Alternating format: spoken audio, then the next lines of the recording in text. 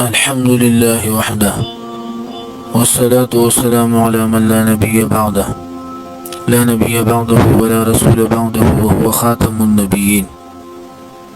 أما بعد، فأعوذ بالله من الشيطان الرجيم. بسم الله الرحمن الرحيم. ما كان الله ليضيع إيمانكم. بعضی مرګي او دوستان دا تپوس کوي چې څوک قصدن عمدن منس پرېږدي او منس قضا کوي، نو د ده متعلق په شرع کې څه حکم دی. او ډېر مسلمانان په دې دور حاضر کې د منس خیال نه ساتي او په وړه وړه خبره باندې منس قضا کوي. نو اول خو منس ډېر لوی عبادت دی، اجل العبادات دی، او په قرآن او په حدیث کې ورته ډېر زیات عظمت او شان ورکړی شوی دی. او قرآن کریم کې د صلات ډېر ذکر راغلی دی. لفظ د صلات په قرآن کریم کې 83 کرته 83 کرت راغلی دی. او الله جل شانه په اقامت الصلات باندې په قرآن کریم کې 18 کرته حکم کړی دی. یعنی 18 کرته رب لا یزال په قرآن کریم کې امر به اقامت الصلات کړی دی. او ماده د صلات په قرآن کریم کې 95 کرت 15 سل کرته راغلی دی. او الله جل شانه مست ایمان ویلی دی، صلات ته ایمان ویلی دی.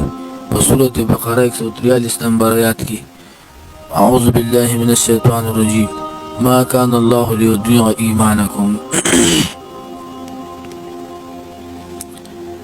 نو قرآن کریم کې هو د مونږ ډیر وضاحت شوی دی او د مونږ ټیمونو ته او د مونږ وختونو ته پکې اشاره شوی دي چې مفسرینو د هغې نه استدلال کړی دی. او په احادیثو کې خو د مونږ ډیر زیات ذکر راغلی دی. صرف په بخاري شریف کې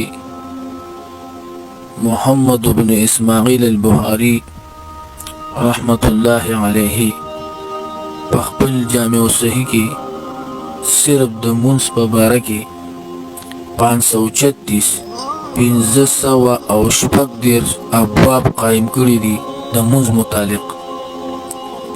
او بالفرض کو په یو باب کې 3 احادیث شي، نو په بخاري شریف کې به د مونږ متعلق 1608 حدیث شي، یعنی 1408 احادیث مبارکه به د مونږ په باره کې صرف په بخاري کې شي. او بخاري شریف هغه کتاب دی چې علماء لیکلي دي، امام الحرمین رحمت الله علیه وغیره، چې چا قسم کو یا طلاق کو چې په بخاري شریف کې کم احادیث مرفوعه دي د ترجمه الباب نه علاوه، او په دې چا قسم او طلاق کو چې دا د نبی علیہ السلام خبرې دي او د نبی علیہ السلام وینا ده، نو دا سړی حانث کېږي نه او طلاق هم نه واقع کېږي.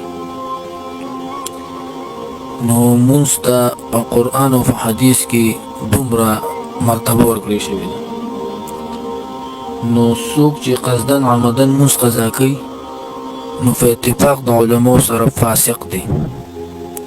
او څوک چې قصدن عمدن مونږ قضا کوي او پرېږدي، نو په اتفاق د علماو سره مرتکب د ګناه کبیرې دی. او څوک چې قصدن او عمدن مونږ قضا کوي، نو په اتفاق د علماو سره دا کاری کفر دی. یعنی څوک چې قصدن عمدن مونږ قضا کوي، نو د عمل د کفر دی. په دې د ټولو علماو اتفاق دی. د اسلام نه په خارجيږي نه، او د قرآن د بعضې آیاتونو نه معلومیږي چې دا عمل د کفر دی، او احادیثو کې خو تصریح شوی ده چې دا عمل د کفر دی. او بعضې علما وایي چې څوک قصدن عمدن مونږ قضا کوي، نو دا کافر دی او د اسلام نه خارج دی. نو په کفر کې اختلاف دی اعتقادا. عملا ټول علما متفق دي چې دا قرآن او حدیث مبارکه کې ورته کفر ویل شوی دی. او علما په دې کې اختلاف کوي چې آیا څوک قصدن عمدن مونځ قضا کی نو د عمل د کفر دی. په دې خو د ټول اتفاق دی. او بعض علما وایي چې نه دی د اسلام نه خارجيږي څوک چې قصدن او عمدن مونځ قضا کی قصدن او تهاونا. نو دا خبره هغه سړي له ډیره د شرم ده چې څوک قصدن عمدن مونځ قضا کوي نو د په کفر عملی کې د علماو اتفاق دی او په کفر اعتقادي کې اختلاف دی. جمهور علماء احناف وی چې څوک قصدن عمدن مونځ قضا کوي نو کافر کیږي نه او عمل د کفر دی. او کوم علماء چې وته کافر ویلي دي او د اسلام نه خارج کړي دي لکه شیخ الاسلام ابن تیمیه رحمت الله علیه په مجموع الفتاوی کې دا خبره ذکر کړې ده او دا حکم ذکر کړی چې څوک قصدن عمدن کسلن او تهاونا مونځ قضا کوي نو دا کافر دی. او اجماع پر نقل کړی دا عبد الله ابن شقیق تابعی رحمت الله علیه. او شیخ الاسلام ویلی دا قول د سعید ابن جبیر هم دی او د شعبی دی د ابراهیم نخعیم دی او د امام اوزاعی دی. او د قرآن کریم د بعض آیاتونو نه استدلال کړی دی. سورۃ مدثر آیات نمبر 43 کې د دین ابن عثیمین په خپل مجموع الفتاوی کې د دین استدلال کړی دی. او بل آیات په قرآن کریم کې دی سورۃ توبه کې 11 نمبر آیات دا غینم بعض علماء لکه ابن عثیمین رحمت الله علیه استدلال کړی دی. او په صحابه کرامو کې هغه صحابه چې مصبر خودون کې ته د کفر نسبت کړی دي نو هغه عمر ابن خطاب، معاذ ابن جبل، عبد الرحمن ابن عوف، عبد الله ابن مسعود، ابن عباس، جابر، ابو الدرداء رضی الله تعالی عنهم او ابو هريره رضی الله تعالی عنه. دا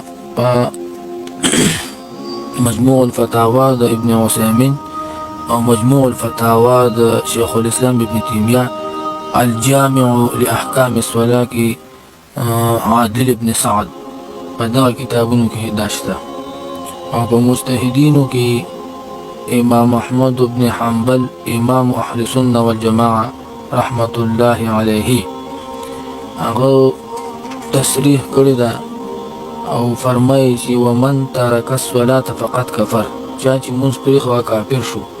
او بیا دا ویلي وليس من الاعمال شيء تركه كفر الا الصلاة من تركها فهو كافر. او ابن رجب حنبلي رحمت الله عليه ویلي واكثر اهل الحديث على ان ترك الصلاة كفر دون غيرها من الاركان.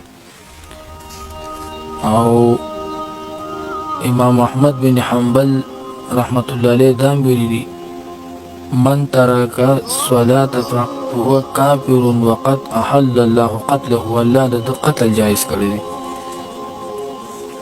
نو د مونږ پرې خودل ګناه کبیره هدا چې ده او فسق خدا دی او کفر عملیم دی. دا درې وانه په اتفاق د علماء سره. او کفر اعتقادي نو بعض علماء چې هغه امام احمد بن حنبل او حنابلو بعض اهل علم وی چې څوک قصدن عمدن مونځ قضا کوي نو هغوی داسې الفاظ وي بانه کافر خارج عن ملت الاسلام.